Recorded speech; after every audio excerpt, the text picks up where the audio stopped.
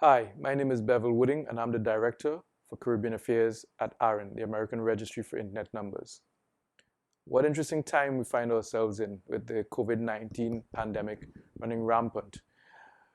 The pandemic for governments across the globe and for those in small island states such as those in the Caribbean region that I'm responsible for, this has been a time of rapid transition to technology-enabled solutions. We're seeing governments taking on projects that would have otherwise been done in years, in weeks, and realizing that inside of this season, all of the issues that would have formed part of the long-standing debate about digital transformation and movement to the internet and connecting of peoples now has become very much front and center.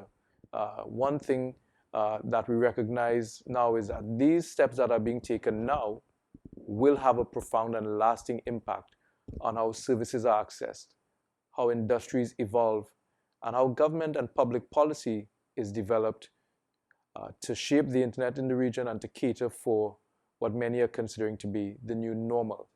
As a regional internet registry, Orange service region includes Canada, the United States, and many North Atlantic and Caribbean islands. And it is these Caribbean islands, these small island states, that I want to focus my discussion on today.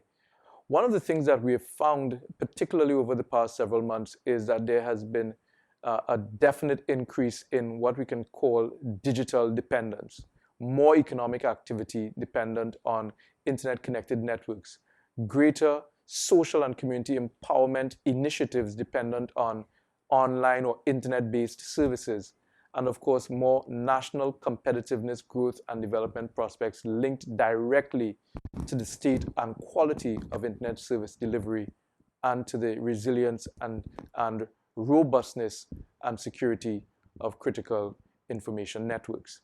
Now, this digital dependence doesn't stand in a vacuum. For the regions, for the territories in the Caribbean, of course, they have existing resource challenges such as small size, small population, fragile economies.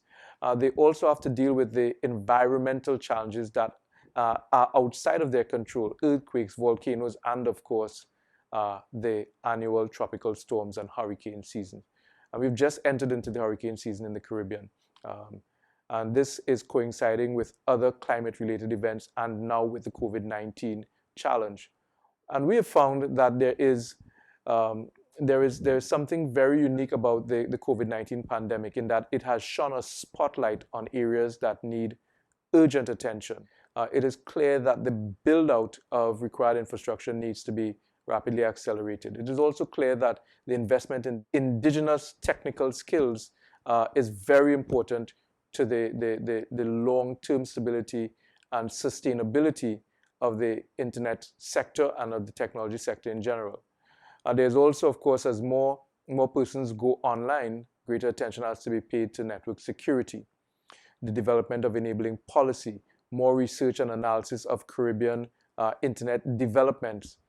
And two very important and less tangible points have come up as a result of the focus that COVID-19 has put on digital services. One is the need for greater national and regional dialogue on the implications of the region's increasing internet dependence. And the last point is the increased participation. The region has recognized that it has been absent in certain critical international fora that shape the development of the internet. And as it places greater dependence on the internet, that needs to be addressed and addressed quickly.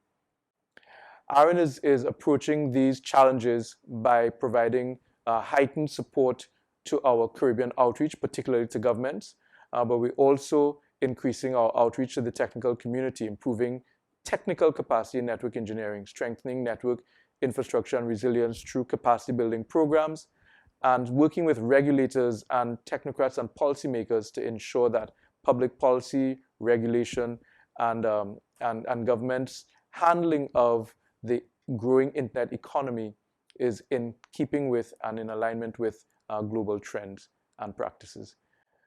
All of this, of course, helps the region to improve its disaster responsiveness at a critical time. For ARIN, the ARIN Caribbean Forum was initiated 2 years ago to help address some of these needs. ARIN has been working with the regional network operator group CARIBNOG to build network management competencies and network engineering skills.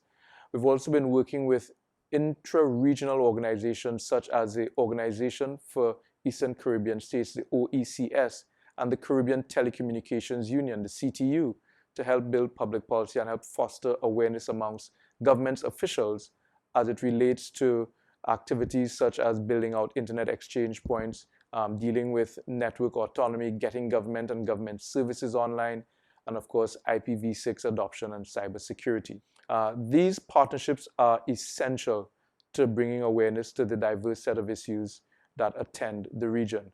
And we feel that these partnerships are going to form the foundation of our responsibility to ensure a safe and inclusive internet for all. Thank you very much, everyone. It's been my pleasure sharing these thoughts with you. Goodbye.